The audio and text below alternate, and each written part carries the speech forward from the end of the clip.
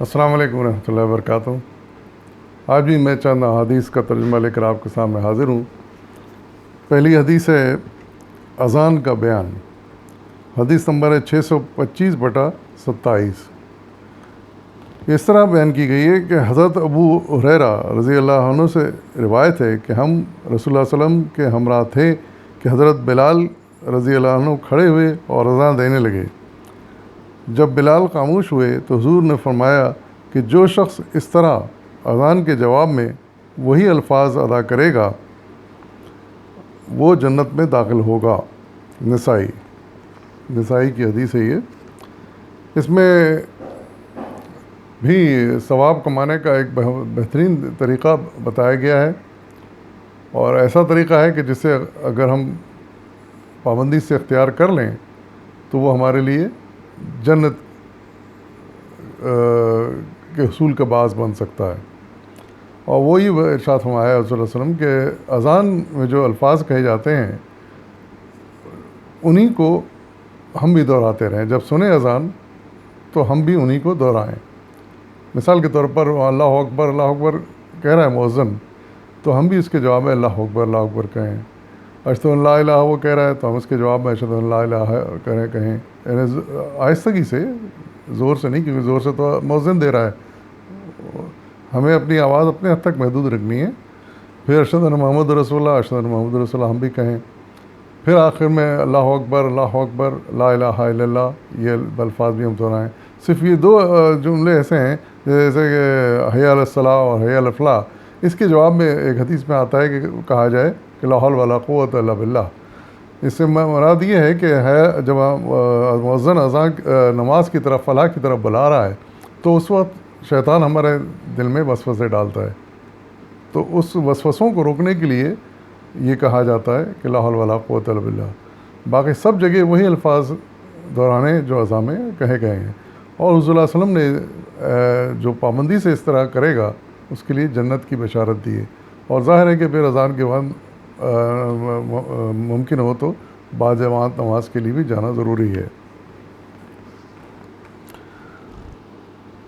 ایک اور حدیث ہے، اس میں حضرت ابو ہریرہ رضی اللہ عنہ سے روایت ہے کہ رسول اللہ صلی اللہ علیہ وسلم نے فرمایا کہ جب نماز کی تکبیر کہی جائے تم دوڑ کر نہ آؤ بلکہ اطمینان کے ساتھ آؤ، اور جتنی نماز مل جائے ساتھ پڑھ لو، اور جو رہ جائے اسے بعد میں پوری کر لو۔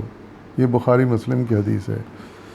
یہ بھی عام طور سے دیکھنے میں آتا ہے کہ وہ جب اقامت کہی جاتی ہے تو لوگ بھاگ کے جماعت میں شامل ہونا چاہتے ہیں۔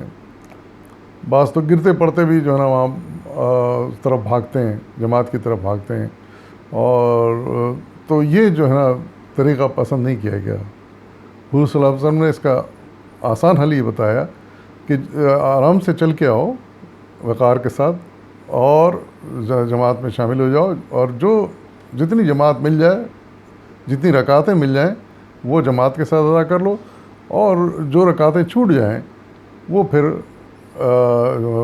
امام سلام پھیر لے گا، ہم سلام نہیں پھیریں گے، اور ان رکعتوں کو ہم پورا کریں گے۔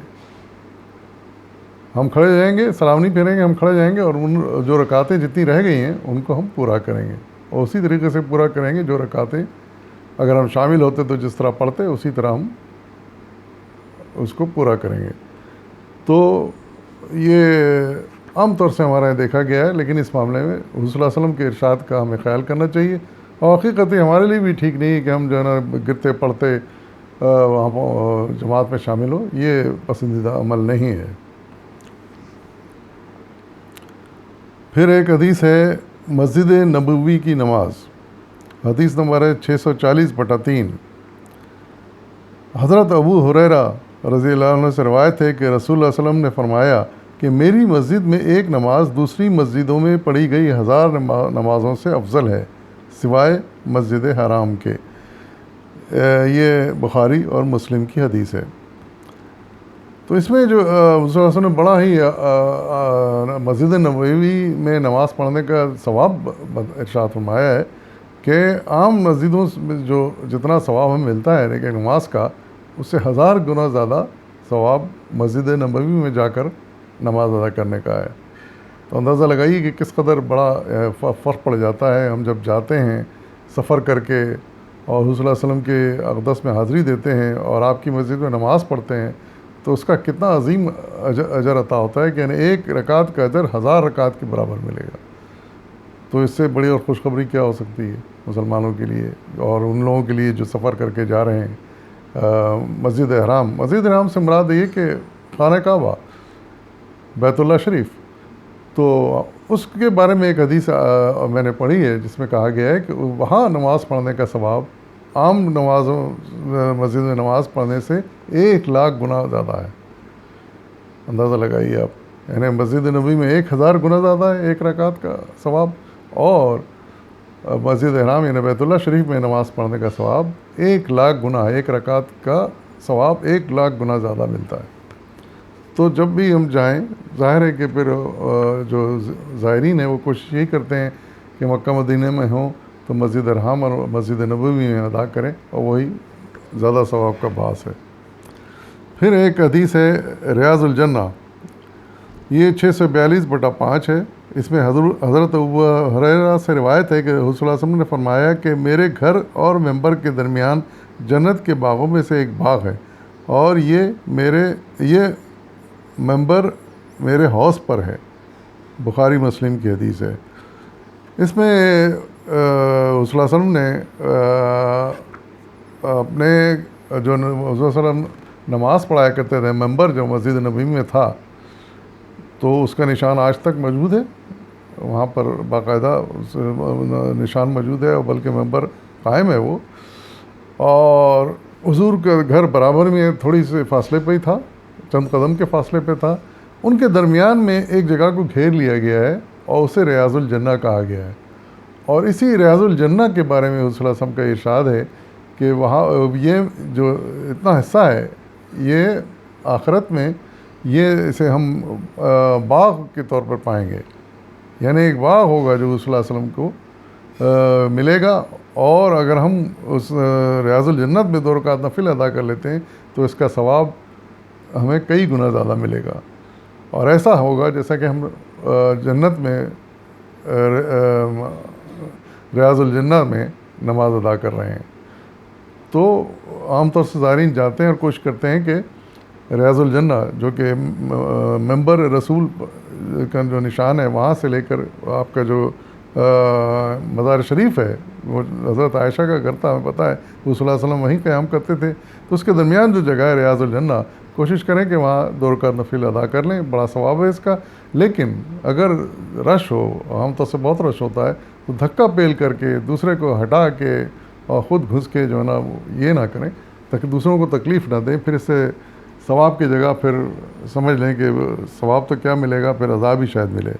تو دوسروں کو تکلیف نہیں دینی چاہیے، جگہ ہو تو ضرور جا کے پڑھ لیں۔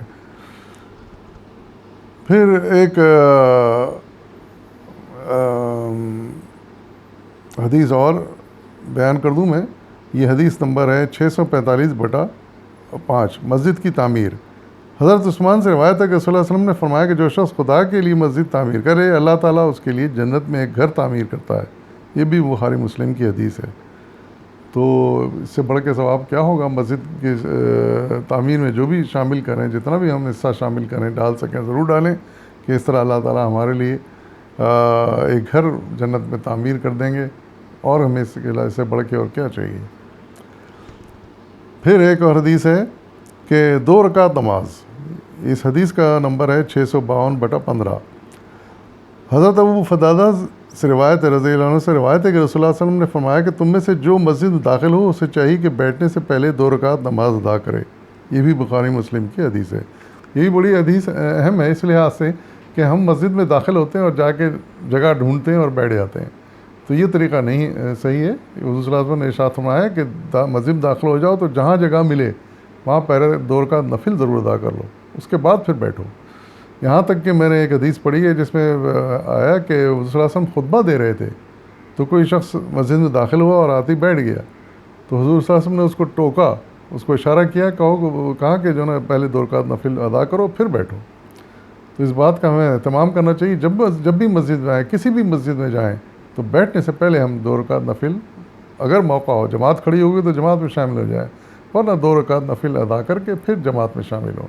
وآخر دعوانا الحمدللہ رب العالمین۔